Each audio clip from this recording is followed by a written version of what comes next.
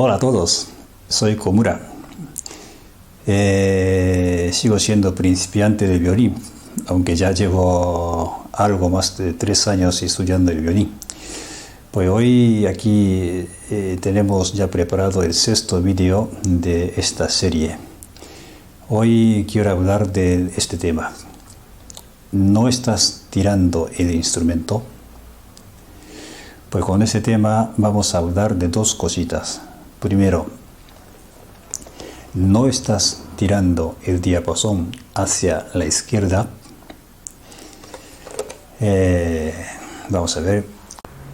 Cuando siento cierto dolor en el cuello, la cabeza o la espalda al tocar el violín, o cuando siento una sobrecarga o una fuerza extraña a esas partes del cuerpo, a menudo encuentro que mi mano izquierda que sostiene el diapasón está tirando el instrumento hacia la izquierda.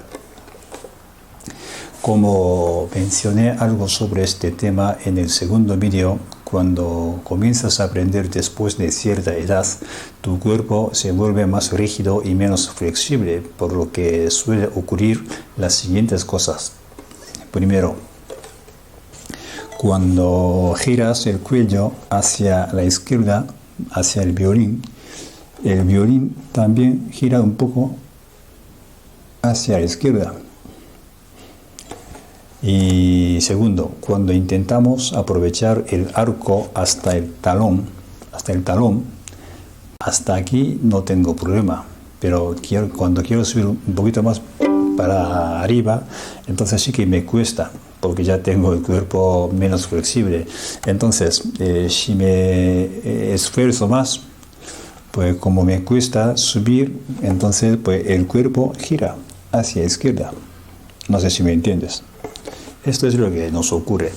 Así muchas veces estamos tirando el instrumento hacia afuera, hacia la izquierda, sin darnos cuenta. Empujar el violín hacia la derecha, hacia nuestro frente, es menos estresante para el cuerpo. Así que podría ser una buena solución mantener la sensación de empujar ligeramente hacia la derecha para no coger el mal hábito de tirar hacia la izquierda. Creo que lo importante es, primero, coger el violín así, y alejar la mano izquierda del instrumento y sostener el instrumento solo con la barbilla. Esta es la postura básica. Y luego mantener esta postura, ese ángulo, incluso cuando estamos tocando el violín, a menos que haga falta cambiar la postura por alguna necesidad. A veces sí que tenemos que cambiar un poco la postura para tocar ciertas cosas, pero en principio esa postura es la que no nos causa la carga innecesaria para el cuerpo.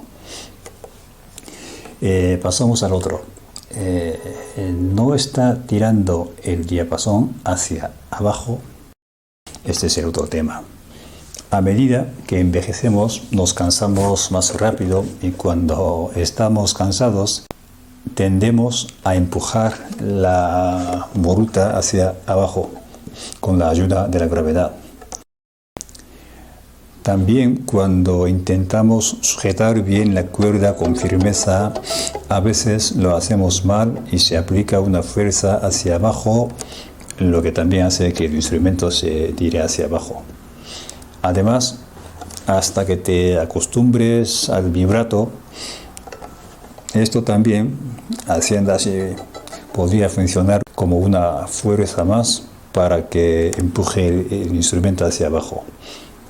Si el instrumento se tira hacia abajo, debido a estos factores, nos causaría una gran carga para la mandíbula y si continuamos practicando así, haría daño a la mandíbula, a las muelas, al cuello, etc. Os lo digo porque yo he tenido que acudirme al hospital varias veces para que me hicieran pruebas de disfagia, deformación del cuello, cáncer de la garganta, gastroscopio, etcétera, etcétera. A veces inclinamos el instrumento hacia abajo por una necesidad.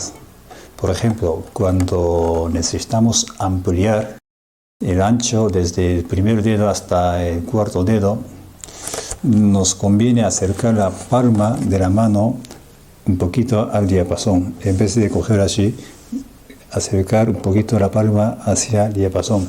Así conseguimos ampliar más al máximo entre primer dedo y cuarto dedo, por ejemplo, ¿no? Y en ese caso podría ser más fácil hacerlo bajando un poco la voluta. Además, como decía en algún vídeo anterior, bajarla un poco facilita el uso del arco hasta la punta.